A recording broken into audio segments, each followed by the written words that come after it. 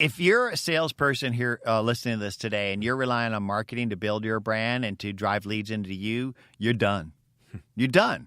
So you should be building your own brand and your own network and inspiring, educating other people on a regular basis. Nobody could do that better than you. 100%.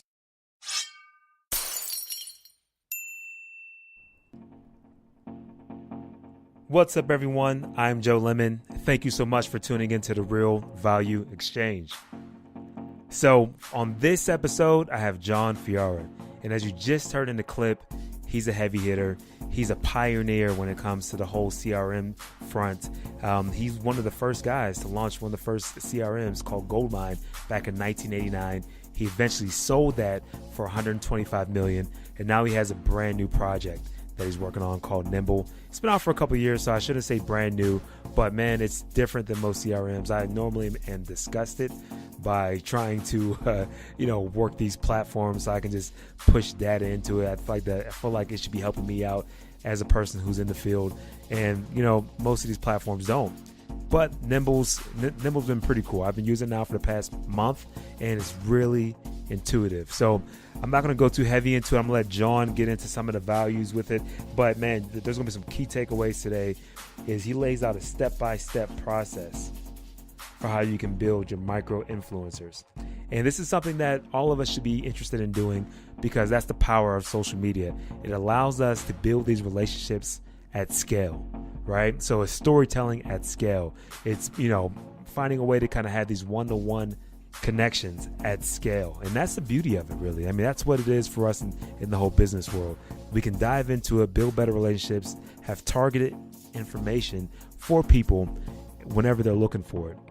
And that just takes a little bit of listening. And that's how you would do with any other good relationship. It's not the person who's always running their mouth. It's the person that's listening that normally adds the most value to it. So anyway, with that said, I'm not going to ramble on here. I want you guys to enjoy this episode with Jon Ferrara and have your notebooks ready. And just one other note, he's currently running Nimble without doing any advertising, which is ridiculous in SaaS businesses normally. He's not doing it on a small scale either. He has over 100,000 active users on Nimble, and he hasn't had any advertising. So this guy knows what he's up to when it comes to leveraging social media, as well as just the right way to go about social selling. So with that said, sit back and enjoy this episode with Jon Ferrara. I'm excited to talk to you. I've played around on your platform. This is very funny how things kind of work out. So. Yeah. Me and my company, we were looking at several different CRMs. I've been using HubSpot for the past 3 years, and I like HubSpot. It's great for inbound. It's a solid program. It is, but we're looking to change things up. I'm trying to push my company to be more socially friendly, basically, right, and just kind of bring on some more of that mindset. And then we got linked up, and I'm like, all right, cool. Let me check out Nimble. So I've been playing around on Nimble myself personally, just trying to do my own homework with it. And I like that it's really sales friendly for like the salespersons, because a lot of times, lots of these platforms are made a reporting system for upper management. Yes. And it's not about selling, right? No. It's more so just like put the metrics in there so we can put a check in the box, and it's not buyer focused. No. And so I'm excited to really talk to you, man, because you have a phenomenal story, it sounds like. I mean, you were part of one of the first CRMs, based off what I understand. And then on top of that, I mean, you kind of went through some health challenges, bounced back. I want to dig in all of it, if you don't mind today. That's all right. Open up the door, man. Open up the book, man. Because I think people can learn from a journey, right? 100%. And also learn from my vision, because I've a simple formula for life, Joe. I think we're on this planet to grow our souls by helping other people grow theirs, and that's it. And I developed that after, getting tremendous success. And a year later, after selling that company for more money you could ever imagine, I got a tumor in my head and almost died. Wow. And going through the journey of healing, I did a spiritual journey as well. And I came to the conclusion that life's short. You don't know. Yeah. And you need to maximize every moment. And it's not about making money, it's about making memories and moments. And so I think that our job is to be present with whomever we're with and find some way to add some simple value, even if it's a smile. Man, you know what? I believe in that so much. And you know, when you were talking about CRM, Yeah. I wanted to riff on that a little bit. Okay. Wait. I want to build some context first, if you don't mind. Sure. Can we talk about how you were growing up? Where are you from originally? West Side. I'm from L.A. Born and raised? Yes, sir. Okay. Yeah. So, which neighborhood? Largemont. Okay, Hancock cool. Park. Yeah. Cool. Yeah. So I grew up Hancock Park adjacent. Adjacent. Yeah. I like this already, man. Yeah. So Yeah. you know, we had a beautiful house. It was a 1920s Craftsman. In fact, I think it was like 1912 Craftsman. Okay. And they have some really beautiful homes in L.A. Yep. And I don't know, it could have had 4 or 5 bedrooms, whatever, but it was nowhere in comparison to my neighbors who lived just a few blocks away who had 13 bedrooms and a bowling alley in their basement. And so I went to school with, you know, really affluent people. Sure. And we were middle class, right? Yeah. And that's all right, right? 100%. Because I think that's the heart of America. And so I grew up, my dad was in the car business. I grew up on his car lots watching him sell. And He was I a great sales guy, too, you said, right? I mean, well, he was the number one salesperson in the country. Wow. And I have a beautiful photograph that was taken by Detroit. They sent a view camera out. That's a 4x5 camera, and took this beautiful picture of him in 1954 selling a Lincoln Mercury. And but as I grew up, I grew up watching the space program. I grew up inspired by what they were doing with the Mercury and Gemini and Apollo, and I wanted to be an astronaut. My uncle was he basically helped invent radar and microwave at MIT in the 40s. So he was president of IEEE, and he had his own aerospace company. So my mentors was my dad, who was an entrepreneur and a car dealer, and my uncle, who was really a technology pioneer and helped to really put man on the moon with the technologies that he was building with radar and microwave. Wow. And I really, you know, when you get to be a teenager, you separate from your parents a little bit, right? You push back. You start becoming yourself. Mm-hmm. And I'm going through that right now with my 14-year-old daughter, who's you know, she's kind of a little rough sometimes with her attitude and things. But you have to do that to separate and grow, because you got to become yourself. Got to find yourself, right? And so I just decided I'm not going to be in sales. I'm going to be a scientist, and I went to school and studied computer science. I bought my first computer in 1978. I was 18, and it was Apple IIe. Cost me $3,600 back then. That was a lot of money. Wow! And I basically poured myself into getting a computer science degree, but I couldn't afford my way through college. So I had to get a job, and I got a job at a computer store. And it turned out that I was really good in sales. Mm-hmm. In fact, I sold the first 300,000 microcomputers to Southern California corporations before there was really computers on the desk. And back then, there were 55% margin on computers. So you could do the math on the dollars there. So I was doing really well, living at home, going to college, making this great money. But I still didn't want to be in sales, so I got a job at Hughes Space and Comm and Missile Systems and did aerospace stuff for 2 years, long enough for me to figure out I'm not an aerospace guy. And I got a job at a startup in Boston, a network operating system company, and they put me in sales. And so there I am in sales in 1986, 87, and they basically gave me leads. Well, they weren't really leads. They were a piece of paper with phone numbers of large IT contacts at big corporations, and they said, go get them. So I'd basically pick up the phone and I'd cold call those people and put notes on that paper. Yeah. And then I had a thing called a day timer. You ever seen a day timer? No. It's a leather-based thing that's a paper-based calendar with an address book. One of those planners. Yeah, I got you. Yeah, there were no smartphones back then. Right. They were bricks. So I basically put my appointments in my day timer, and I communicate with my team members in that office with pink while you're out slips. And I said, there's got to be a better way. And because I worked my way through college in a computer land store, I knew every software on the market. There were only 300 to 500 programs back in the day. And I knew there wasn't a program that integrated email, contact calendar with sales and market automation. So I quit my job and I started a company called GoldMine. And it turned out to become a GoldMine because it was the first program that was built that integrated email and contact and calendar and sales and market automation. We basically were Outlook and Salesforce before either existed, and the world lived in GoldMine. We started that company on $5,000, never took a dime of venture, grew it to about $100 million in revenue, and about 10 million customers, and we sold the company, and I retired at 40. Phenomenal, man. That's phenomenal. I mean, you know what's so funny about this story? It sounds like you were trying to get away from sales. Yeah. Coming up. Yeah. And it kept reoccurring back throughout your life. And yeah. And, people buy from people they like, know, and trust, and you have to build intimacy and trust in order to get somebody to open up to you about their business issues, which as a professional you can then solve. And so I think that relationships are critical to your success. Your network, your personal brand, plus your professional network is your net worth. And I'm not just talking about salespeople. I'm talking about anybody listening to this today. Anybody in the world should be worried about their brand and their network because that's their net worth. And the problem with CRM is it isn't really about relationships. It's about reporting. So CRM stands for Customer Reporting Management, not Customer Relationship Management. And the reason they call it Salesforce, you have 4 salespeople to use it. Nobody in their right mind would use a CRM if they weren't beat on to do it. And I know because I invented it. But when I invented CRM, it was about relationships. It was contact management is the heart of CRM. Right. So it's the contacts, the email, the calendar, the interaction, the relationships. That's the heart of the process. But what happened was back in the GoldMine days, we were Outlook and Salesforce combined. So people lived in GoldMine. But with Salesforce and CRM, people live in Outlook and now Gmail, G Suite, and now social. And they go to the CRM to feed it. Yeah. And that's the broken link is because relationships are built in email, calendar, contacts, and now social. And back in the day, it was Outlook. Now it's Office 365, Gmail, G Suite, iCloud, and social.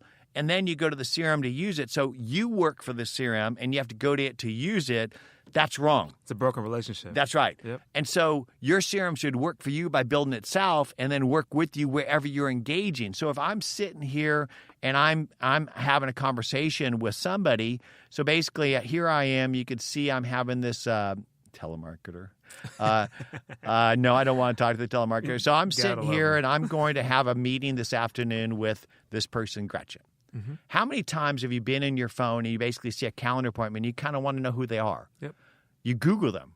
It's a lot of work. Well, with Nimble, what you do is you basically go and say, share a contact. You send it over to Nimble, and Nimble will automatically build a record on who they are, where they're from, where they work, what they're influential in, and the history of interactions that you and the team have had on email, calendar, and social, giving you the context and insights you need to engage because it's your job to know who somebody is about. Right. And what their business is about, and the history of interaction for you and the team so that you can be prepared for that engagement. So, I mean, a lot of times, especially in business-to-business SaaS businesses, I mean, man, there's so many pieces of software out there. In sales alone, I want to say there was a list of 1,500 different type of platforms that link other platforms together. I mean, and it's like, who has time when you're building a business to go manage your team, evaluate all the software out there, and then try to go whip your team into using it. I mean, come on. So let's talk about that because what you just said is really important. Yep. So a CRM system is simply just a database. That's it. It's a database for you to type stuff in and log things so you can run reports on things. But ultimately, that only benefits management. It doesn't benefit you. Right? And so what you need is information on who somebody is. You need to know who they're about, what the history of interaction, and then you need to follow up and follow through. That's contact management. And so I think that most of us really need a really kick-ass contact manager, and we don't need a CRM. But if you talk about the sales marketing technology stack, which you just referred to, there's exploding amount of tools. If you buy a CRM, it's not enough because a CRM is only a database. It's only as good as the data you put in. So then you need some sales intelligence software that tells you who somebody is and what they're about. So you could buy things like Inside View or LinkedIn Sales Navigator or DiscoverOrg or Raintree, but you need that business intelligence to enrich the CRM. Then once you know who that person is and what they're about, you need to be able to segment people in that CRM to then outreach to. So you need the contacts to be enriched, and then you need to segment, and then outreach and one-to-one emails. So you need some sort of sales enablement email tracking templating software. And so people have to buy a CRM, sales intelligence, and then sales enablement like SalesLoft, ToutApp, Engage.io, whatever. There's tons of them, yeah. Right? Yep. And so by the time you get done buying the 3 to 5 different tools you need in order to arm your business to do effective sales and marketing, you're spending $500 to $1,000 per rep, and they don't even use this stuff because it doesn't really talk to each other. And so that's why I got back in the business, is because I believe that your CRM should work for you by building itself. Yeah. And then work with you wherever you're engaging in your email inbox, in your social stream, in your mobile, giving you the context, who somebody is, what they're about, the insights, and helping you to take action. Because I think the biggest cause of failure in business is lack of follow-up. It's the basics that wins games. I would agree with that. I would agree with that 100%. And, if you think about where we're going as globally, right, just where we're going with technology. I mean, for one, everybody's personal brand has exploded.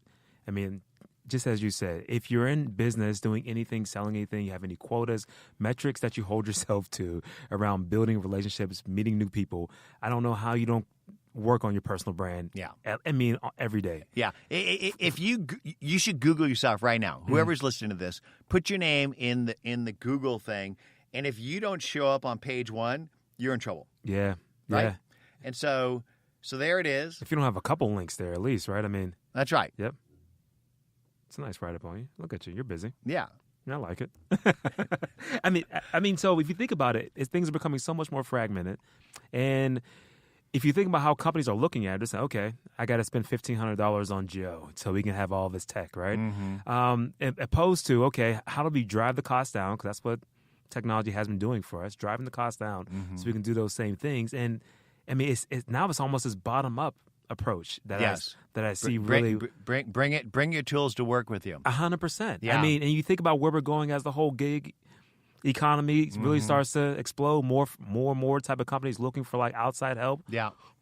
People want to have everything already set up for that. That whole rep to pretty much come in and work as a contractor. Yeah. And say, this is the project that we're working on, and come with it yourself. Yeah. I love that vision. That's actually, we're aligned there. Yep. And here's my theory. I think we all need a personal CRM. Yeah. Right? Yeah.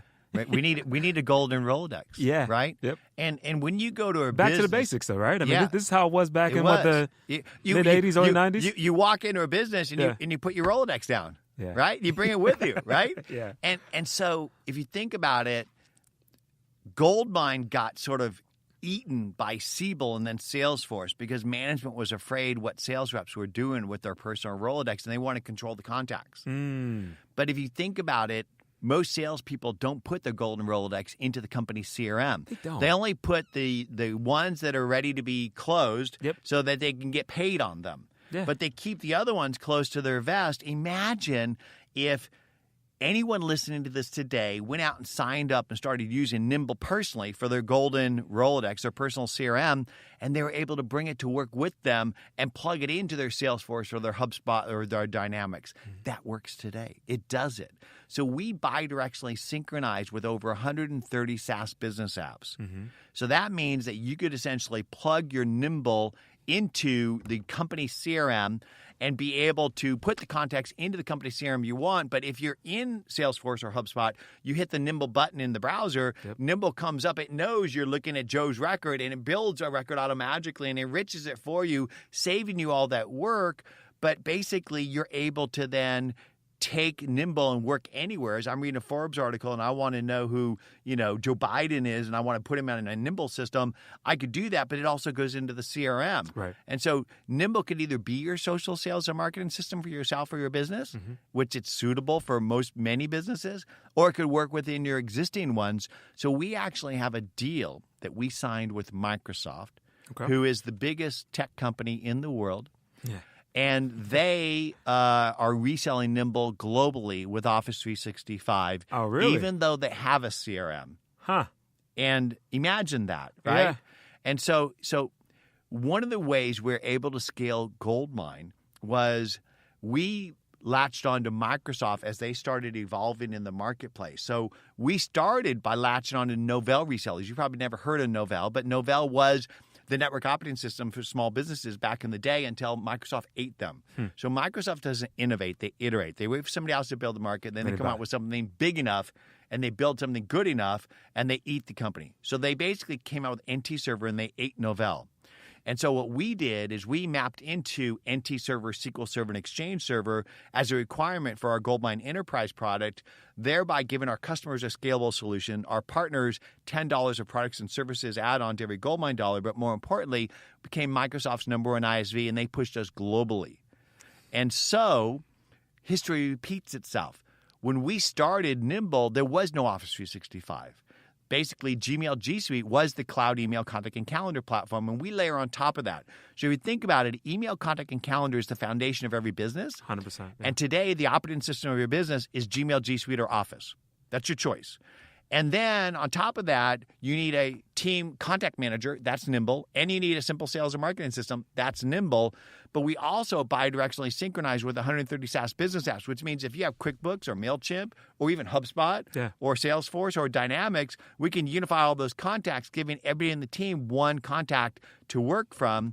But the reality is that if you gave all of Microsoft's customers Dynamics today, very few could even use it. It needs to be implemented. Customers can't implement. They want something that implements itself. That's Nimble. Yep. And so we not only help sell Office, but we make it sticky and we become a gateway to Microsoft's other crown jewels, which is Azure and Dynamics.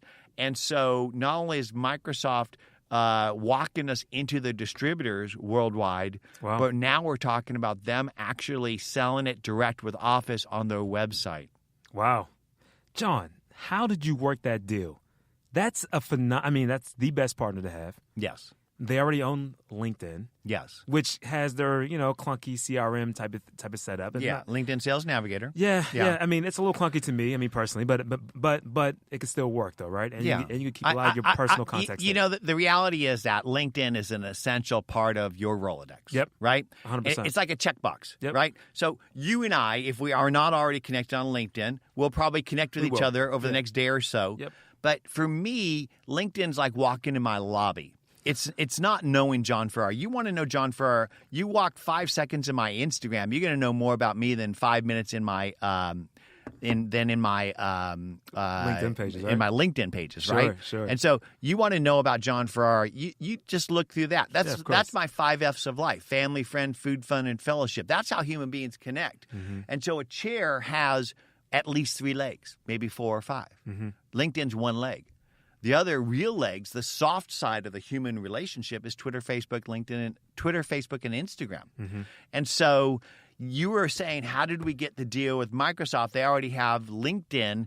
Yeah, they have LinkedIn, but LinkedIn Sales Navigator is basically monetizing what used to be free on LinkedIn. But it doesn't actually work with you by building your golden Rolodex and work with you everywhere. True. So Nimble's actually what LinkedIn should be. Right? Yeah. In fact, LinkedIn right. Yeah. LinkedIn offered to pay me to come build Sales Navigator. They unfortunately didn't offer me enough money, but my prediction is that'll all come full circle, because I really believe that the reason why there's 225 million global businesses and less than 1% use any CRM is that CRM isn't built for relationships. It's built for reporting. Most people don't need reporting. They need relationships.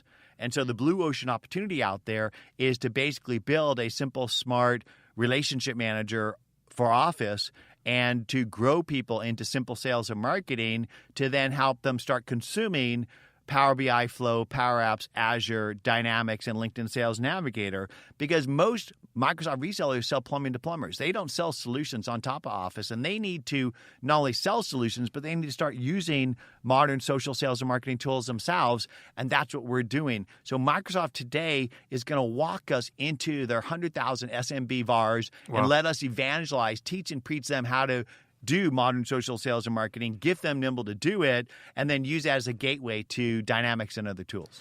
Well, you know what, man? I think that's phenomenal because, I mean, having them as a partner gives you guys so much credibility. Obviously, you already had a lot of street credit out there for people that knew. Yeah. I mean, it took me 2 seconds to find out who you were online. You know, and I was like, all right, let me start doing some homework. And I was like, oh, there's plenty. There's plenty here. Yeah. I mean, but with that said, let's talk about the current state of selling because you've already kind of mentioned it a little bit. Yeah. How people need to start baking in some of the personal life. Yeah. But what's too much to that, though, right? Because sometimes people can kind of really go deep into politics or maybe some other things that might be kind of like controversial for some. I mean, how do you kind of see that playing out? I have a philosophy about that, in the Joe. future. Yeah. So I believe that, like I said before, people buy from people that they like, know, and trust, and that today's way of selling is no different than it was 100 years ago. All of the people that teach social selling today are basically just stealing the words of Zig Ziglar, Dale Carnegie, Napoleon Hill, Brian Tracy, Stephen Covey, etc. And if you go back 100 years, we all lived in a small village. Yeah. And that your reputation was built on the promises you make and the experience that you deliver. And I think that social media is increasing the transparency of the way we work, play, buy, and sell and transforming us back into a small village. And so what happened was mass manufacturing dragged everybody out of the small village into the city for jobs. And then all the product that mass manufacturing created required the necessary door-to-door salespeople to start trying to push those products, the fuller brush sales guy, and Madison Avenue marketing in order to try to drive adoption of all those programs. So then sales became a 4-letter word. Because instead of somebody serving you, they're trying to close you, bag and tag you, Slick Willie. Yep. So I believe that social media is transforming the whole experience of selling. And you can see it the way people buy today. They don't want to talk to your salespeople or look at your marketing materials. They're going to do their own homework, and then they're going to yell at you when they want you. Yeah. And I believe that service is the new selling. That your job is to help other people grow, even if it means telling them to buy something else. 100%. And I believe that out of sight is out of mind is out of money, honey, according to Mae West, who was an entrepreneur too. And the way to stay top of mind isn't to sell, is to serve. And I believe if you teach people to fish, they'll figure out yourself fishing poles. So if you're listening to this today, what you should do is give your knowledge away every day. Basically, if you're not waking up in the morning, drinking coffee, and trying to consume more knowledge about how to be better, smarter, faster in and around the areas of your products and services, then you're not growing. And you should, when you find things that inspire you, just share it. Hashtag it, attribute it, share it. And what that does is like dripping little lures out into the social river, and people bite on it, and then you got to listen and then reel them in. And basically, you don't, when you reel somebody in, you don't tell them, hey, buy my product. Like I get these LinkedIn connections, and the first thing they send me is hey, would you buy this or give me money for that or whatever? No, when you reel somebody in, you take a moment and you get to know who they are. And you get to know what they're about. And you ask them a few questions, you shut up and just listen. Because if you let somebody talk, they're going to fall in love with you, and they're going to tell you what you need to know in order to help them grow. And that's your job on this planet. You're here to help others grow. And the more people that you can outgrow, you could basically achieve anything you want in your dreams by just helping other people achieve theirs. Man, you know what? I love that because it's one of those places where a lot of my friends that are in sales, a lot of sales buddies, because salespeople hang with salespeople, right? Yeah. That's how it goes normally. And a lot of them say, you know what, that's marketing's department. No. Marketing should be out talking about it, talking about our actual service, our actual products. They should be out trying to spread the gospel, and then it's my job to close. No. What would you say to those guys? If you're a salesperson here listening to this today and you're relying on marketing to build your brand and to drive leads into you, you're done. You're done. So you should be building your own brand and your own network and inspiring, educating other people on a regular basis. Nobody could do that better than you. 100%. Yeah. And so if you're out there and you have an identity on Twitter, Facebook, LinkedIn, Instagram, etc., what you need to do is you need to roll up your sleeves and open up your shirt and share your heart and soul. Just don't share business stuff.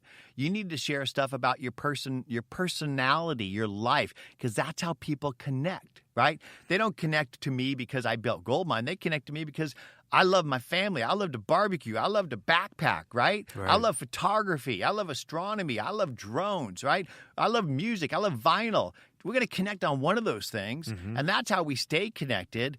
And this is no different than it was 10, 20, 30, 40, 50, 60, 100 years ago. when I used to teach people how to sell, I taught them to, when you walk in somebody's office, look at their walls. Look at the books they read, the degree of the school they went to, the knickknacks they collect. Mm-hmm. These are all opportunities to start a conversation to break the ice and earn their intimacy and trust. Joe, when you get on the phone with somebody, you don't get right down to basics. Did you sign that contract? That's crazy. Right? Yeah. You might say, how's the weather in Pittsburgh? 100%. How about them Dodgers? Yep. How about them Dodgers? Hey, man, but one of the things that really excited me about you, I should say, is that you're scrappy. Like, you could have easily, just done so many other things this morning on a Friday morning, but you decided to jump on the podcast. Very grateful for that. And it's one of those things where you as a CEO, you don't see a lot of CEOs leading the actual charge of their business on the personal branding front. Yeah. It's there, and I think that the future of most companies are going to have the actual bigger those larger personal brands throughout that company are going to start shining. But right now, that's still far and few between, right? Yeah. You have a couple names that you kind of recognize. And how do you stay so scrappy, man? And how do you stay just so motivated to kind of do all those little things that a lot of us have kind of forgot? Well, Joe, first off, I think that CEO stands for Chief Evangelist Officer. Nice. Right? Yeah. And I do what I do because I love it. I feed on it. I dig it. So my ENT, Joe Sugarman, and if you ever have an issue with your throat, mouth, whatever, go see Joe Sugarman. He's the best ENT in L.A. He saved my life, found my tumor back in the day. But I was walking out of the doctor's office one day, and you know how they put you in those cubicles, you basically there's like 5 or 8 little rooms. They put you in there, and then, they come and they go back and forth between them. Mm-hmm. So I was walking out of my cubicle after I was done, and I bumped into this little old man. And I looked down, and I said, "Shit, you're Mick Jagger." You're old and short. but I didn't say that to Mick Jagger. Of course. Right? Yeah. But I was kind of shocked because when I see Mick Jagger, he is bigger than life. He's on stage. He's flying. He's dancing. He's inspiring. Mm-hmm. Why does he do that? He doesn't need the money. Yeah. Why does he get up on stage 50, 100 times a year? He loves the dance, right? And I think that I dig powering people. I dig facilitating others to reach their dreams. And nothing feeds me more than when somebody stops me and say, "John, you changed my life." And this happens to me regularly. And that's what I do because I think we're here on the planet to grow others. And so I do it by building software, but you can't just build software because it's just a fishing pole. So I teach and I preach because you got to teach people how to fish. You just can't give them a fishing pole. So the reason I'm here with you today, Joe, is because I take every opportunity to get up on that soapbox to inspire and educate others as much as I can because that's how I grow. So, all right, I want to talk about your business and what you're doing with Nimble. Dive into the weeds a little bit with this. So, you've been kind of going around building these micro influencers, right? And I think this is a process that pretty much majority of companies need to do if they have a quality product. Yeah, people are going to want to talk about it. So, do you mind just kind of laying out that actual? You bet. That actual.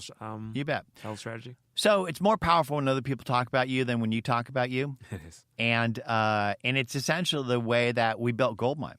So imagine me in Canoga Park, and I don't know if I have a picture of it here, but I'll share it with you. Okay. Because it's kind of a fun picture.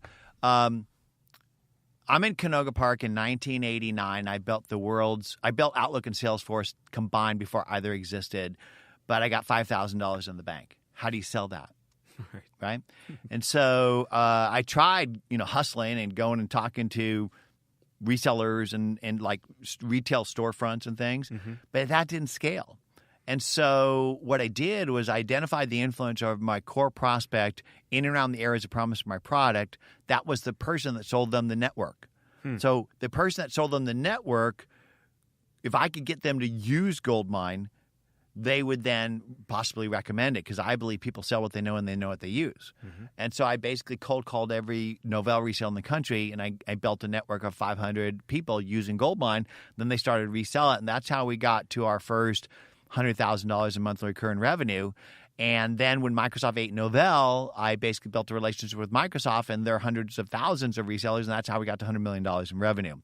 Fast forward to when I started Nimble, there really weren't Microsoft resellers were selling on-prem. They didn't really get the cloud. Microsoft was the Steve Ballmer old-style way of doing business. Yeah. And Google was out there with the cloud, but they didn't really have a reseller channel, so I couldn't replicate that strategy. So what I did is I identified the influencer in around the areas of promise of my product, thought leaders in social sales and marketing, and I started to share their content, hashtagging it appropriately, pound sales, pound marketing, pound social, and attributing their name. So, Jim, Bob, and all the different people, there were the writers. And what happened was that content, people started to buy into that content and start to see who we were, right? So anybody who was interested in being better, smarter, faster at social sales and marketing would click on that content and ultimately see my identity or the Nimble identity and then say, well, what is this? But most importantly, the influencer who wrote the content would then thank me or engage with me. And that was my moment. Gotcha. So in that moment, I'd say, hey, Joe, I really appreciate you connecting. I'd love to have a conversation to learn more about you. And in that conversation, I nimbled them and learned more about them and found ways to connect and add value through introductions or whatever, eventually building a network of the top influencers in social sales and marketing globally, like guys like this. Gary V. Yeah, I think people know that. And they became Nimble users and evangelists. And that's how I built my brand. Imagine, I was out of technology for 10 years. That's a lifetime. Yeah, it is. Right? Yeah, especially in tech. It is, yeah. Right? So I was able to build this global brand by simply building this army of evangelists, of influencers in social sales, marketing, startups, entrepreneurship, whatever. And now we haven't spent a dime on marketing. We've got over 100,000 people who have subscribed to Nimble worldwide. You don't spend any money on marketing right now? No money on advertising. Advertising, yes. Yeah, okay. Yeah. Wow, man. So we tell stories and get other people to tell those stories at scale. It's the same way we built GoldMine. Let's talk about your company culture at Nimble. It sounds like you're the person who really, and I think that's the best way to be, you're looking down and trying to figure out how you can help pull everybody else up as well and try to pull out whatever they're passionate about in life. How do you kind of recommend other CEOs do that for their company, and maybe how do you do it at yours now? Well, as a scrappy entrepreneur, I find that you can get more out of somebody from Ball State than you can from Stanford. I don't know if you know where Ball State is. I do, man. I do. Yeah. Out of Kentucky, right? Yeah. Yeah. I believe so. And the thing is, I went to Cal State Northridge, and I'm proud of it. Yeah. Right? Yeah. So my son goes to the University of Pennsylvania, and God bless him. It's like it's a fine school. Absolutely. But I think that people think that you have to go and hire these people from MIT and Stanford and whatever. But I find that if I go and steal people from Best Buy and from the Apple Store and Victoria's Secret, or from working in as a service person in a hair salon, these people know how to take care of the other people, and they're hungry to grow. They're hungry to learn. And if you could transform those people, they will love you forever. It's true. And so that's my secret to success, is growing and transforming other people, not just customers or resellers or even the editors, analysts, and bloggers, but our team members as well. And I'll tell you a story about transforming a editor. Okay. So there's a guy named Jon Tashik, who's the head of strategy at Salesforce, basically second in command to Mark Benioff. Well, he used to be the editor at PC Computing, PC Mag. And I taught him everything he knows about CRM before the term existed, and we're still good friends. So, all right, cool. So you're helping a lot of your employees kind of draw some of the passions and you guys don't spend any money on advertising. Mm-mm. Man, how'd you get around that as a SaaS business? I mean, that's the play these days. Hustle, baby, hustle. No, it's really storytelling. Yeah. It really is, and it's about creating a brand that resonates. And I think that the Nimble brand resonates with people, and it's more than just CRM. It's really about a change in philosophy, right? It's a culture, and I think that social is transforming the way that we work, play, buy, and sell. It's transforming the expectations that we have of one another and of the companies that we do business with. And I think that Nimble resonates with that sort of idea. And so I think that we're just storytellers in a time where that can scale.